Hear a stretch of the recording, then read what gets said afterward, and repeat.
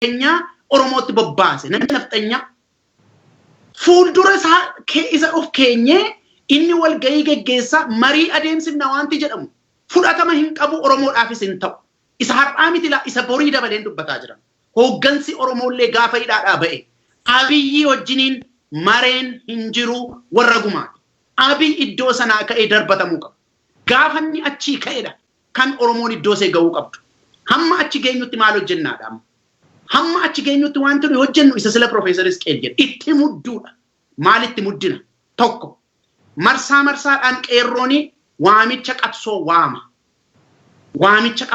qeerroon marsaadhaan waamichi qabsoo kuni al tokko karaa cufuu ta'uu danda'a al tokko gabaa lagachuu danda'a al tokko hiriira ta'uu danda'a akkuma itti qeerroon biyyaa waammatedha inni kan ta'u garuu Oromoo biyyi kan nurraa fudhatamaa jiru hunda keenya irraati malee dargaggoo irraa qofa miti biyyi dargaggoo irraa fudhatamee buleeyyiidhaaf hafu hin jiru biyyi dhiirota irraa fudhatamee dubartootaaf hafu hin jiru akka Oromootti kan lolli nutti baname akka Oromiyaatti kan lolli nutti baname falmachuu kan qabnullee akka sanatti gaafa qeerroon waamicha waamu fakkeenya hiriirri haa ba'amu yoo jedhame abalu faatu hiriira naa ba'a jedhanii balbala cufachuun gabrummaa ofirratti jabeessuudha namni hiriira sii ba'u hin jiru namni bulee lafaa ka'uu hin dandeenye dhaabata qabatee ba'u ba'a gaafa jedhame gaafa qeerroon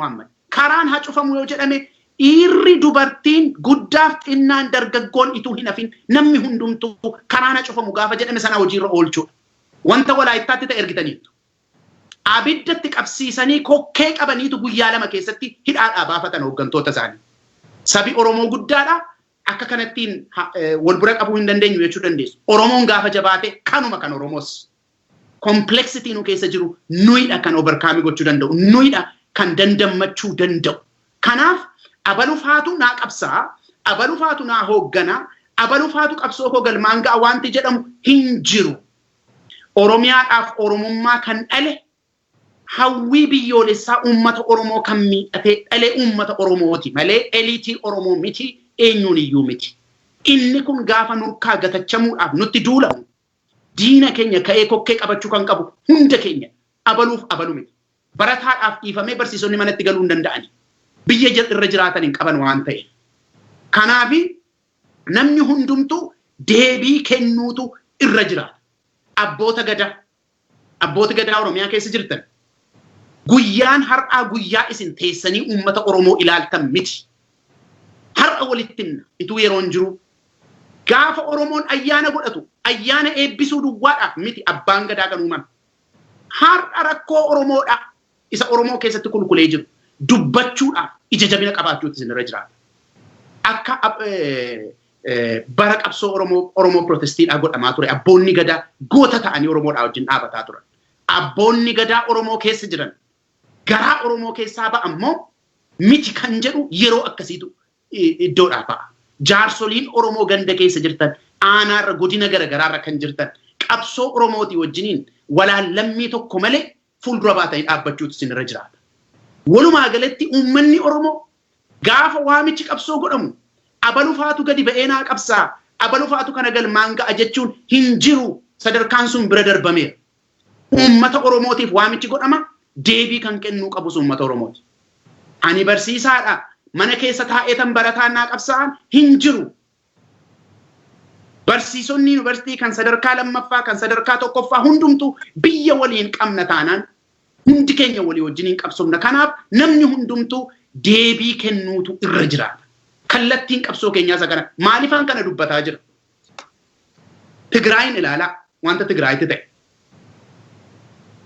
maalirraa ka'eetu ulfina argate Tigraay namni hundumaa yeroo hundumaa wanti nu dubbachuu barbaadu waa'ee meeshaati isaa asii garuu dubbiin jira gaafa ani murteeffadhe nan du'a malee anatu du'ee bada malee Oromiyaan narraa hin fudhatamtu nafxanyaadhaan hin fudhatamtu ituu iji koo ilaaluu anatu du'ee bada malee murannoo jedhurra dhaabbata biyya ofii dhuunfachuun biyya ofii dhaaluun isaan asitti murannoo kanatuun qabaatiin waan abbaa fedhe yoo qabaatte biyya kee namni sii kennuu danda'u hin jiru murannoodha waan ta'e murannoon sun gadi ba'ee yeroo inni itti mul'atu ammadha Jaarsoliin keenya nurkatti salphachuun isaanii gaafa sana dhaabbata.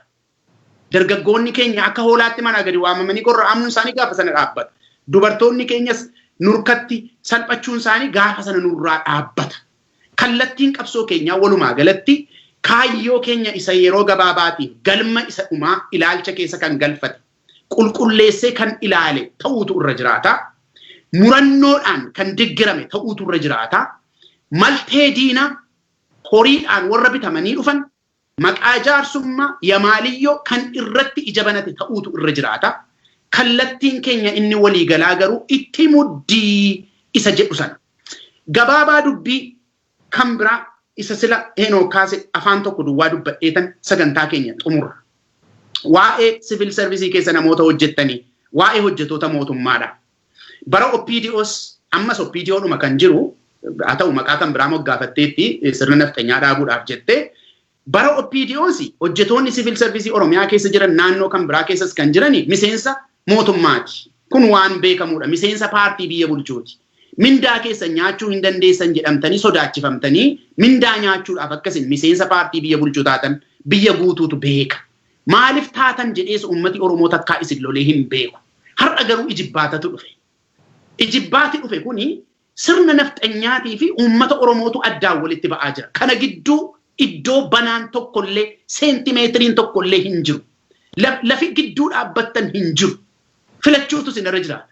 Eenyuun filattu filannoon keessan uummatuma isa isin dhalee isin guddise isa isin wajjin jiraataa jirtanidha jedheen amanaan.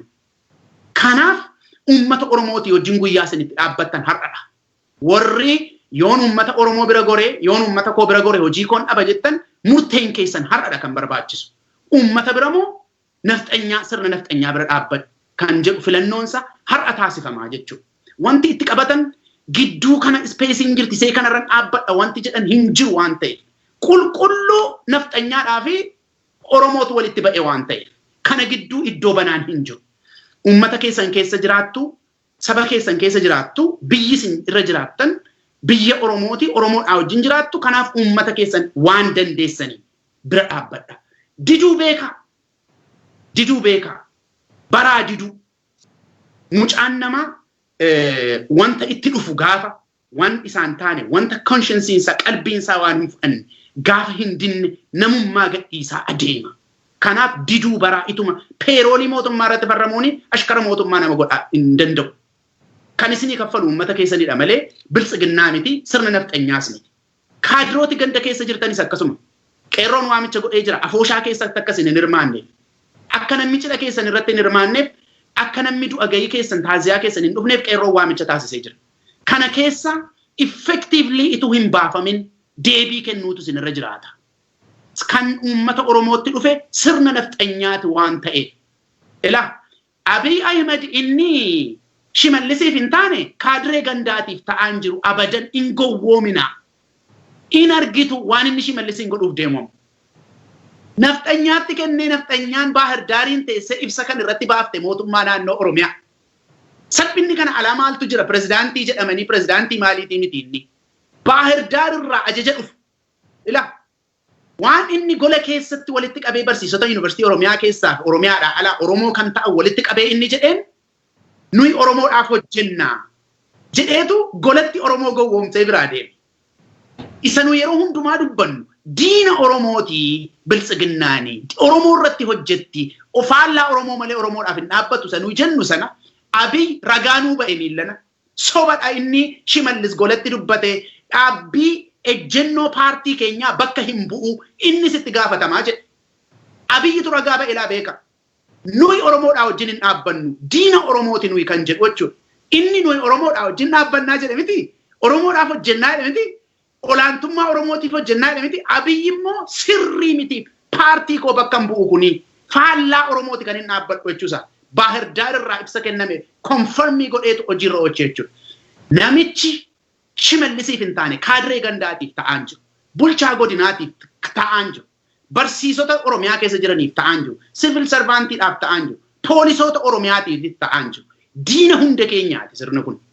Diina namicha nafxanya adda baasee isinitti hime lalaa miillan ammoo ibsa kenneetu adda baasee isinitti hime. Ani faallaa Oromooti jedhe.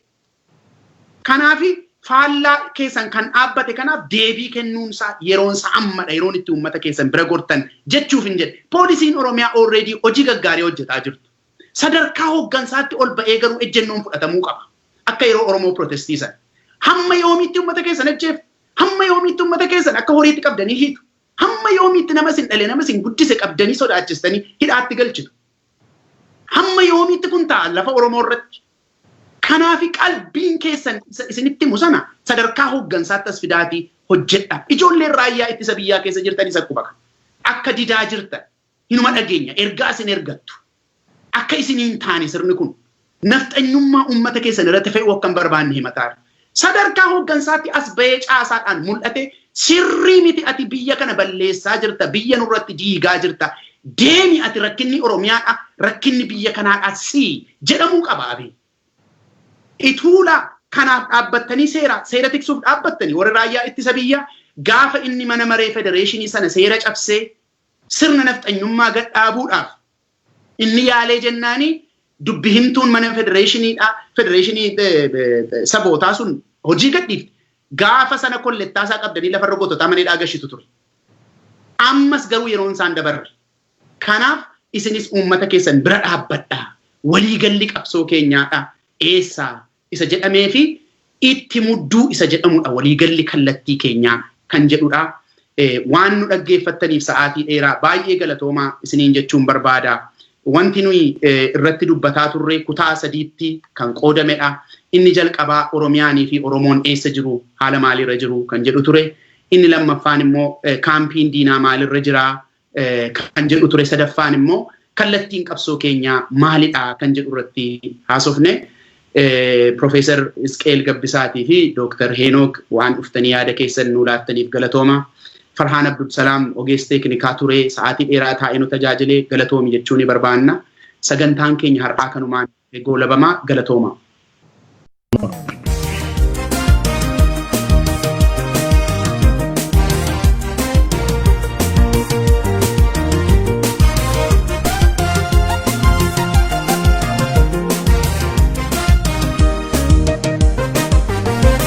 يا سبخو ابشرني بريتي يا لبني خو ابشرني بريتي لف بريسا دكنتي هماتي ابشرني بريتي يا لبني خو ابشرني بريتي يا سبخو ابشرني بريتي لف بريسا دكنتي هماتي ابشرني بريتي